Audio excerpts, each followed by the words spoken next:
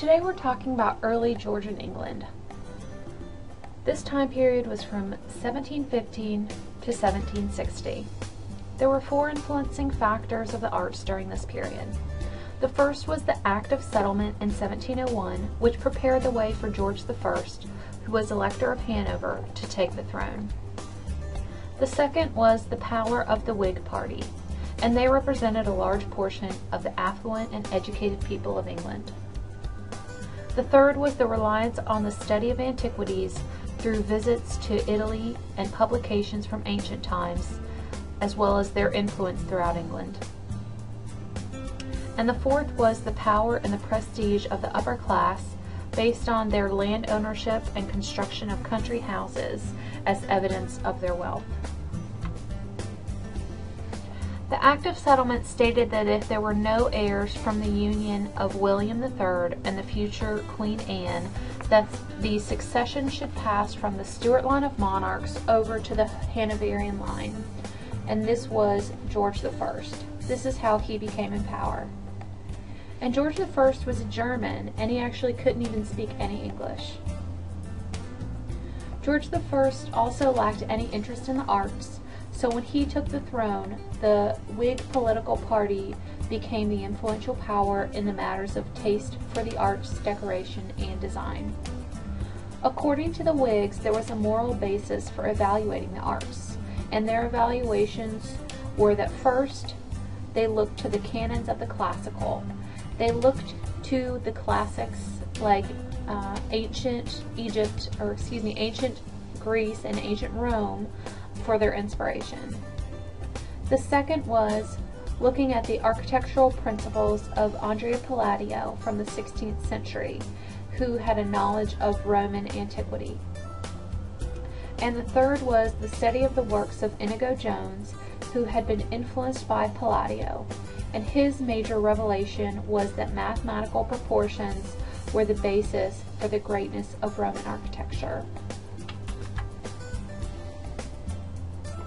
There was an interest now being paid to the exterior facade, where the portico was higher up in a raised position.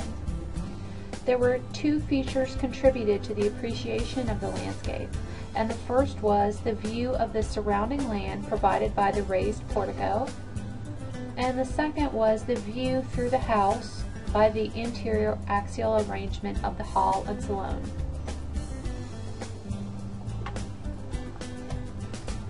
One model adapted to English conditions was the small, compact, classical villa. The villa had a number of uses. The first was as a retreat for nobility. The second could be for affluent persons in governmental positions who needed to be near London for work. And the third could be as a periodic recreational lodging for the wealthy. Looking at the Palladian movement, William Kent studied firsthand the works of Palladio. He later assumed the leadership role of the Palladian movement. Lord Burlington invited William Kent to return to London with him, where the two promoted the Palladian movement in England. Later he moved away from Roman-inspired design toward more of a picturesque approach, like you can see in this picture. He was very versatile in the arts, including architecture, landscape design, interior decoration, painting, and furniture design. Among his most important works was Holkham Hall in Norfolk, which you saw in the last slide, and it was a fusion of influences including Inigo Jones, Palladio, and Roman models. These architects were enthusiastic in their design of country houses, and the people liked to richly adorn their interiors with Baroque, Palladian, and Rococo influences. The Baroque was more influential for the interior than for the exterior, as it represented a combination of the classical with drama and movement.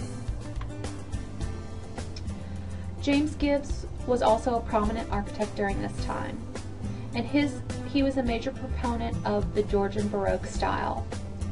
Although his religious and politics presented some difficulties for him, he was a Catholic and a Tory.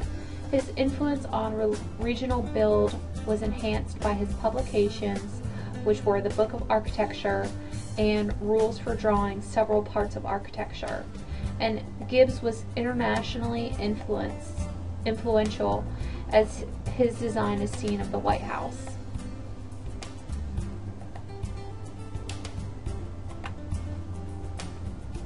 Palladianism began to be introduced during the period of the Georgian Baroque style. It could be adapted to smaller interiors. By the mid-18th century, Palladianism was less influential. In its place was the Rococo movement.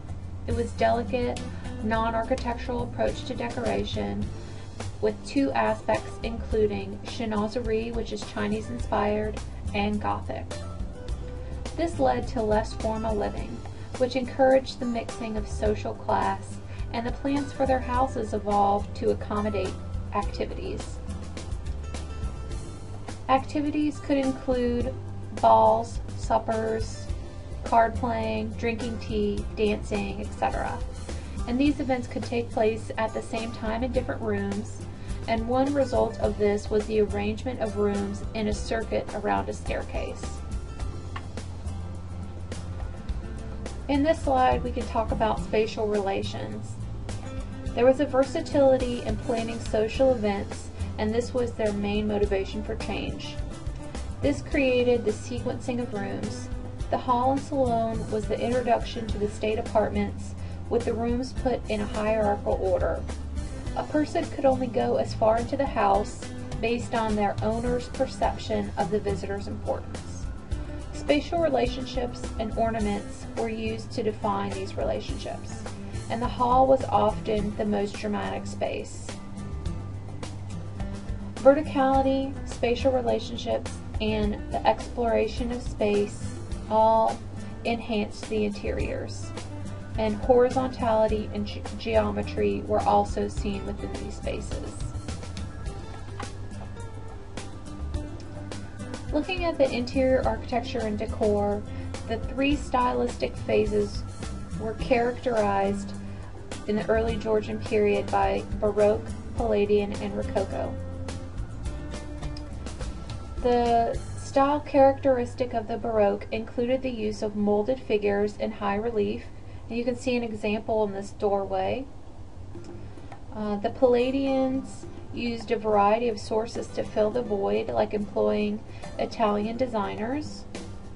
And the third was the Rococo, was a direct decorative movement without an architectural approach.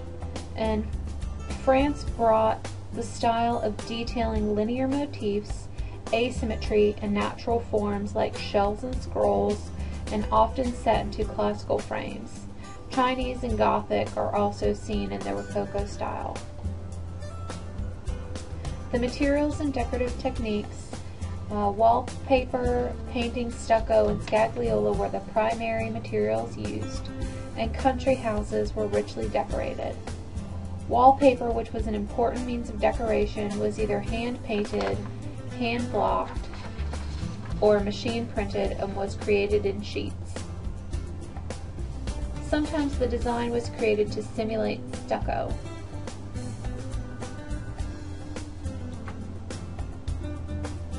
Mythological scenes, tribute scenes of war heroes, and scenes of monarchs were painted on walls. Decorative painting was done in several ways. Painting directly on the plaster wall, paint oil on canvas, paper, then apply it to the wall or ceiling with the stucco surrounding frame, and creating marbleizing and graining.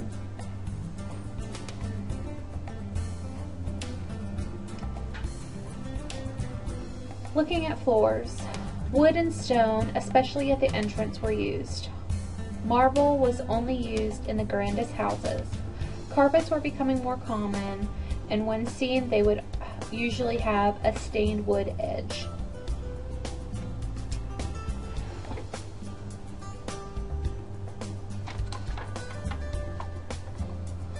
Looking at the windows and doors, trim for doors and windows varied, but both were set into deep reveals. The most elaborate windows and doors were used for the first floor, and middle-class houses were very simplistic. Rectangular casement windows were used and were fashioned with rectangular panes that could be 6/6. Some over doorway treatments had a Gothic influence, which was seen throughout the Rococo style. And Palladian, also called a Venetian, which is where we get Venetian door, Venetian blinds, were characterized by 3 openings, with the center being the widest, and with a round arch opening above, and with 2 windows on either side with a flat cornice. And you can also see an example in your book on page 259. And mahogany was the favored wood for doors. Both single and 2-leaf doors were used. And the number of door panels was determined by the importance of the floor.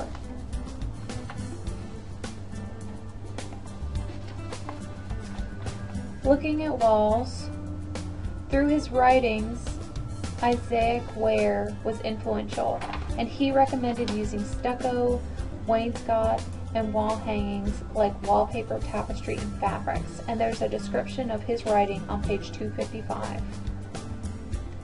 Full height paneling was still seen, and walls were divided into sections like the dado, field, and an entablature, with an example on page 256.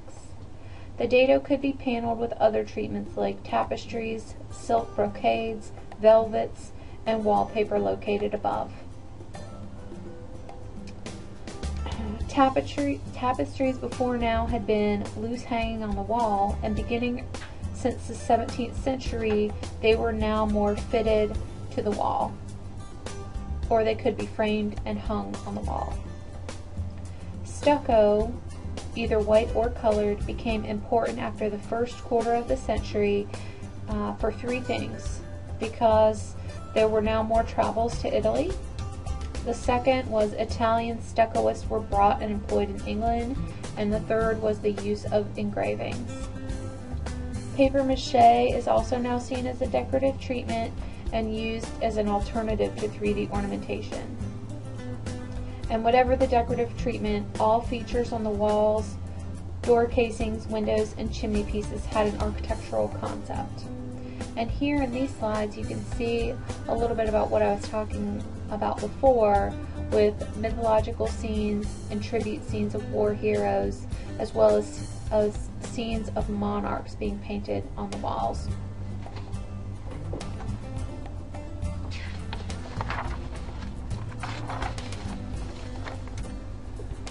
Chimney pieces were the focal point of the early Georgian interior. Considerable attention was paid to the lavish ornamentation of the architectural elements used, as well as its placement in the room. More details were used for the higher social class.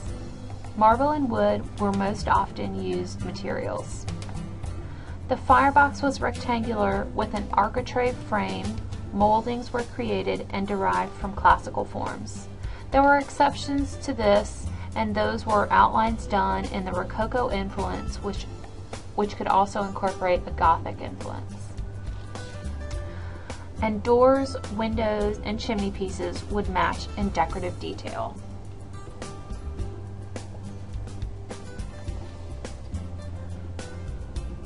For ceilings, plaster was used as a decorative treatment. It was rare to have elaborately painted ceilings except for the wealthiest citizens.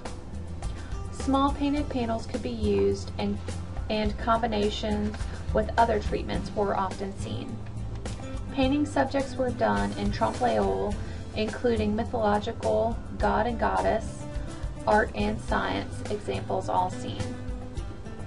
And also in this picture you can see how artisans would create the 3-dimensional effect for the ceiling. The position of the stairways was of utmost importance also. The main stair was the most elaborately decorated, and stairs became simpler on upper floors. There were stairs also designed specifically for servants to use. Open string staircase became more common with the decorative treads. The Palladian manor used large balusters and wide handrails. Rococo ornament in metal or Chinese fretwood were formed in continuous balustrades. Handrails were usually of wood or iron, and were narrower than in the 17th century. And stone staircases were now incorporating metal railings. And the position of the stairs was really important, especially in the entryway, mainly because this is where the most people would see it. So that is why those entry stairs were the most dominant, the most decorative, and the most detailed. Now moving on to furniture. There were three styles seen in the early Georgian period. The first was Queen Anne, the Queen Anne style, which is one we've all probably can recognize, and it was from, or the main period that it was from was 1700 to 1720. The Georgian period was 1720 to 1745, and then Chippendale, which is 1745 to 1770. The Queen Anne style was totally opposite of the Baroque period that it followed. It's characterized as exquisite and delicate, which contrasts the previous periods of over-elaboration. The style is distinguished by exceptional craftsmanship, walnut wood, and a beautiful sense of proportion. Looking at the Georgian style, the Georgian furniture had two main threads.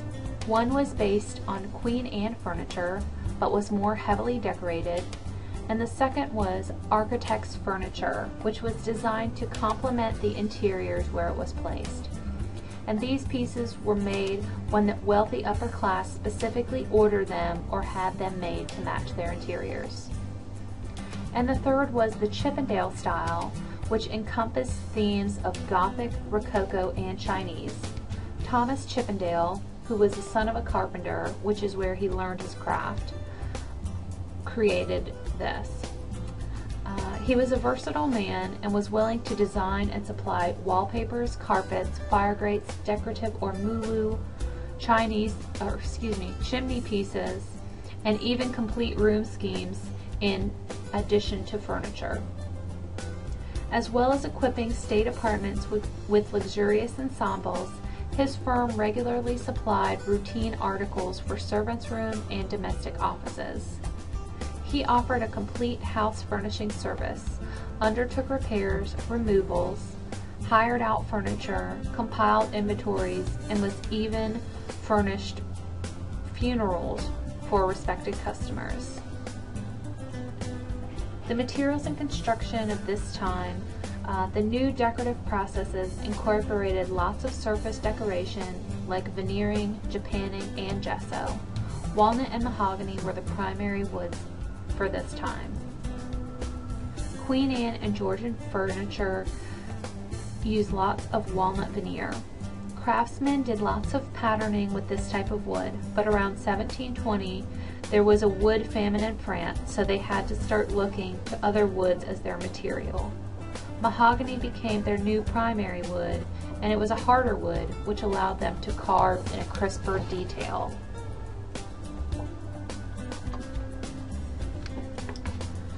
The Queen Anne stylistic features, they encompassed curved lines, soft outlines, and simplicity was the major characteristic.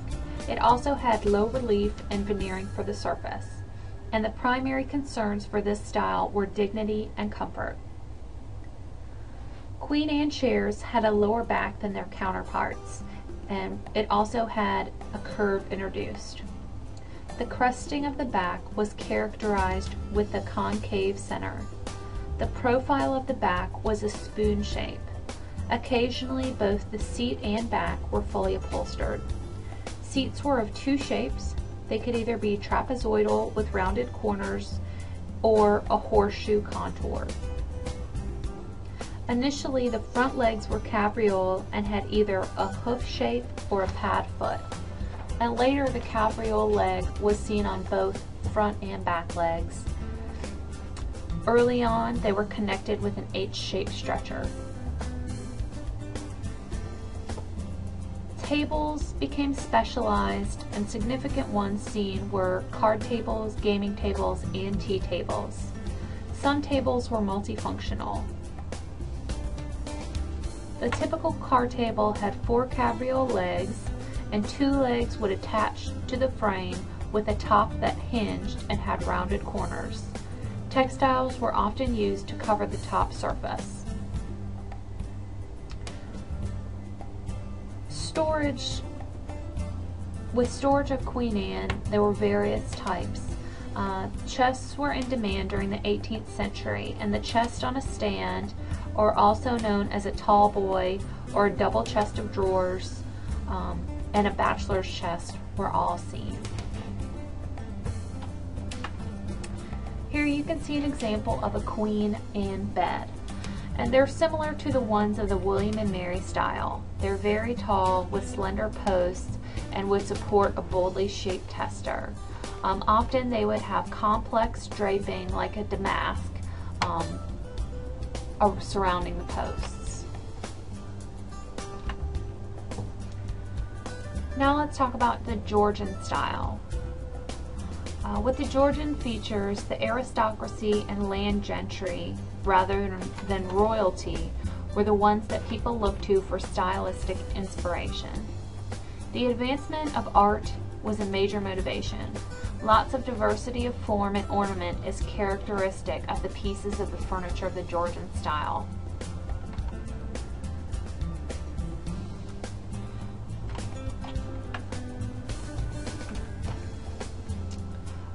Georgian chairbacks were lower, wider, and more elaborately decorated with carvings. Seats were wider. Sometimes the front seat was depressed in the center, and often the front legs were wider than the rear. Specific motifs that can be characteristic of the Georgian period are an eagle's head and claws, lion's mask and paws, satyr masks, and cabochons, which were gems or shiny stones, or also leaves.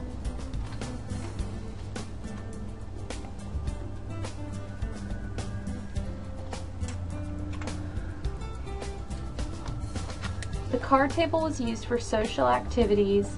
A folding frame allowed it to fold into a side table. The sideboard table, which was usually highly decorated, was an important piece in the dining room. Decorative details include the wave motif, husk and pendant arrangement, and acanthus leaves. These ornamental pieces were beneath mirrors and between windows in a variety of rooms. The storage pieces with a break front was introduced in the first half of the 18th century, but became more prevalent later. Strong classical influences were seen in the cornice above that had a central arch, and above this was a broken triangular pediment. The commode also was constructed in a Bombay form with lion paw feet. Now finally moving on to the Georgian beds. They did not have elaborate draperies, but instead had short cabriole legs with ball feet and exposed posts at the foot of the bed. A plinth base replaced the cabriole leg toward the end of the century.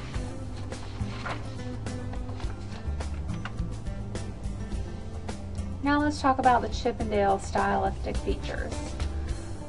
By mixing and melding the extravagant Rococo style with the Gothic and Chinese styles, Chippendale came up with a hybrid that displaced the more angular Queen Anne style. From the 1760s, the neoclassical work of architect Robert Adam, with whom he worked on several large projects, influenced Chippendale greatly in the neoclassic style. It's questioned whether or not Chippendale created the designs that were published in The Director, which basically launched his career.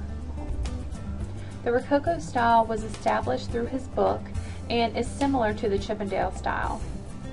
The French rocaille, synonymous with Rococo, also means pebble, and was the major influence over this style. Ornament was unrelated to the structural needs.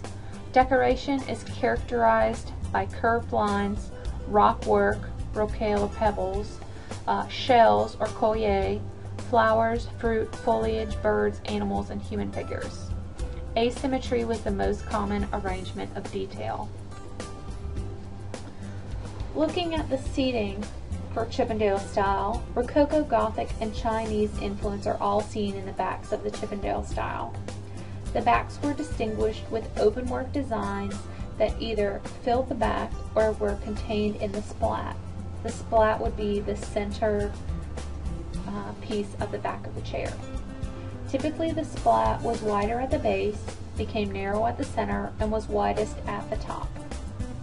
The ornate splat, called a ribbon band back, was introduced by French Rocaille and had two C-scrolls intertwined with carved wavy ribbon. At the top was a bow and tassel. And you can see a picture of that on page 278. The overall shape of the back was narrowest at the seat and widest at the top. The top usually had a serpentine crest with rounded shoulders, or had little earpieces known as a cupid's bow that were uplifted. The front of the seat could be shaped or straight, with cabriole legs in the front that ended with the scroll or claw or ball foot, while the back legs were raked and slightly angled with a flare ending at the floor. If the Marlborough legs were used, Marlborough legs are square and straight, it would have a stretcher at the bottom. If it was of Chinese influence, the back would have open work fret, and there could be motifs added to the seat rails of cut card lattice work, as well as open work on the stretchers. The Gothic taste was usually combined with Rococo details, but you could see the adding of Gothic arches, quatrefoils, and tracery are some of the medieval additions, and these chairs often included the Marlborough legs and stretcher. Later in the period, Robert Adam influenced Chippendale style, and the example on page 279 shows a piece in a more Adamesque style with a Rococo influence.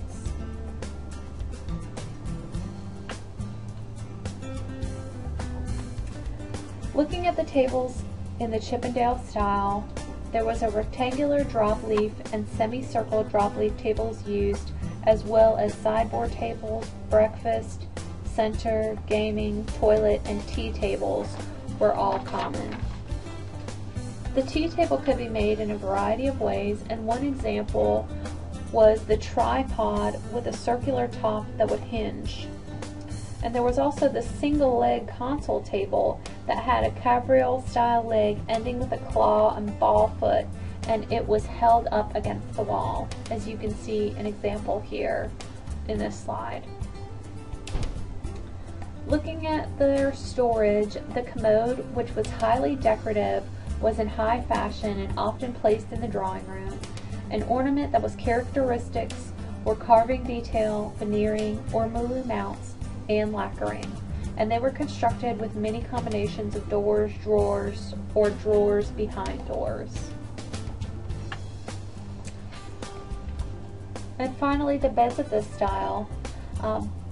Beds may or may not have been heavily draped with textiles, but there was an emphasis on the carved posts. While early on they would end with a cabriole leg, and later they would end in a square plinth section. A pagoda-shaped tester with japanning, gilding, and carving was used for the Chinese-inspired designs. That concludes our presentation on early Georgian England.